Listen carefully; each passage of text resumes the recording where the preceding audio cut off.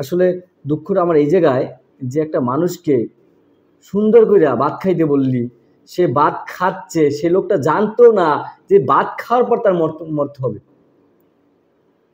সেই লোকটা জানতো না যে এই তার শেষ খাবার, এইটা তার শেষ খাবার। সেই লোকটা যে জানতো না, তোফাজ্জল সাহেব জানতো না যে এইটা তার লাস্ট খাবার। সে খাচ্ছে, খাওয়ার পর তার আর পৃথিবীতে সে থাকতে পারবে না। পৃথিবীতে তার বাঁচার কোনো অধিকার নাই। এই খাবারটা খাওয়াই তোর শেষ করে দিবি। ভাত খাওয়াইলি, তারপর আবার জিজ্ঞাসা করলি খাবার কেমন হয়েছে। তোফাজ্জল ছেলেটা সে উত্তর দিল খাবারের মান ভালো। তারপর তাকে কিভাবে নির্যাতন করে মানুষটা মাইরে ফেলাইলি, কিভাবে একটা মানুষকে মাইরে ফেলায়। এই কষ্ট, এই কষ্টের কারণে আমি শান্তি পাচ্ছি না। আমার কোনো মতেই আমি শান্তি পাচ্ছি না।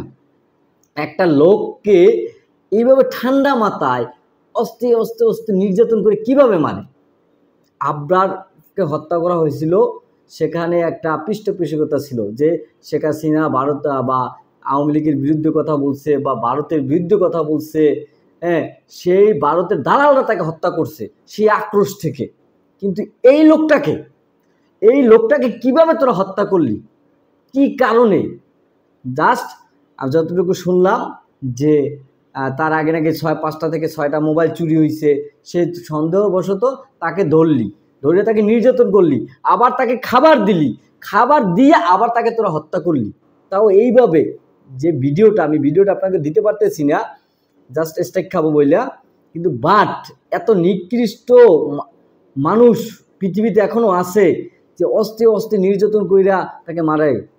দেখলাম হাত 2 জায়গায় রাইখা তার উপর লাঠি ঢুকাইয়া, স্টাম্প ঢুকাইয়া, তারপর উপরে দাঁড়াইয়া পা দিয়া দাঁড়াই নির্যাতন করতেছিলি। পায়ের পাতায় সব জায়গায় পুরো কালো বর্ণ হয়ে গেছে। মানুষটাকে এইভাবে নির্যাতন কইরা মারছে। একটা মানসিক রোগীকে, একটা ভারসাম্যহীন মানুষকে এইভাবে নির্যাতন করতে পারে।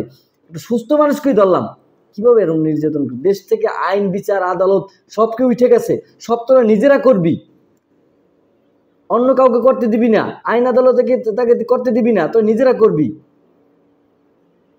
আসলে আমার কষ্টটা আমি আসলে দুঃখটা আমার এই জায়গায় যে একটা মানুষকে সুন্দর করে ভাত খাইতে বললি, সে ভাত খাচ্ছে, সে লোকটা জানতো না যে ভাত খাওয়ার পর তার মরতে হবে।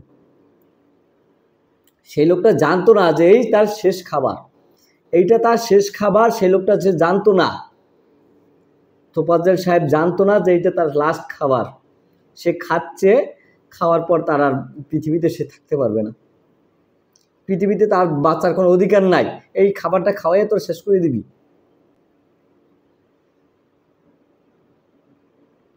তোরা খাওয়াইলি, আদর কইরা, আবার জিজ্ঞাসা করলি যে খাবার কেমন হয়েছে। লোকটা হাসি মুখে উত্তর দিছে যে খাবারের মান ভালো। কিন্তু সেই লোকটা তোরা পরবর্তীতে পিটিয়ে নির্যাতন করতে শেষ নিঃশ্বাসটা কেড়ে নিলি, লোকটার বাঁচতে দিলি না।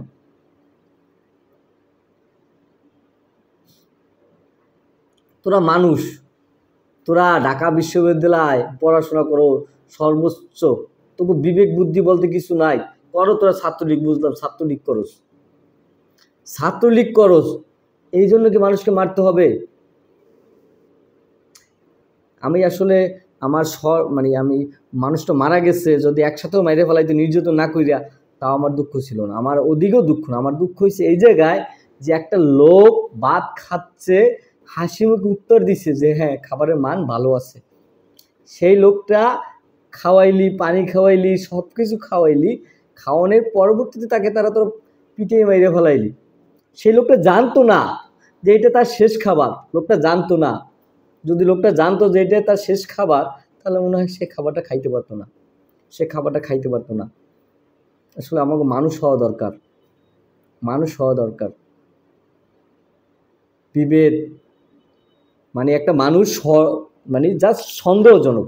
চুরিও করে নাই, আগে চুরি হয়েছে, সেই জিনিসটাকে তোরা ওরে সন্দেহবেশক ধইরা তারে মারলি, আবার খাওয়াই আপ্যায়ন করে আবার তারে মাইরে ফেলাইলি। এখন আবার কান্নাকাটি করতেছস, আমি ছিলাম না। আমি আসলে আমাকে রাস্তায় নামার আগে আমাদের রাস্তায় নামার আগে এই যে এত পশুগুলো আছে পশুগুলো শাস্তির আওতায় আনতে হবে এবং আদালতকে বলবো খুব শীঘ্রই রায় ঘোষণা করতে, খুব শীঘ্রই রায় ঘোষণা করে তাদের বিচারের আওতায় আনতে হবে। কারণ এই লং লং লং প্রসেস ভাল লাগে না, লং প্রসেস ভাল লাগে না। যারা আসল অপরাধী তাদের আওতায় আনা হোক এবং উৎসব যেগুলো ছিল সেগুলো আওতায় আনা হোক।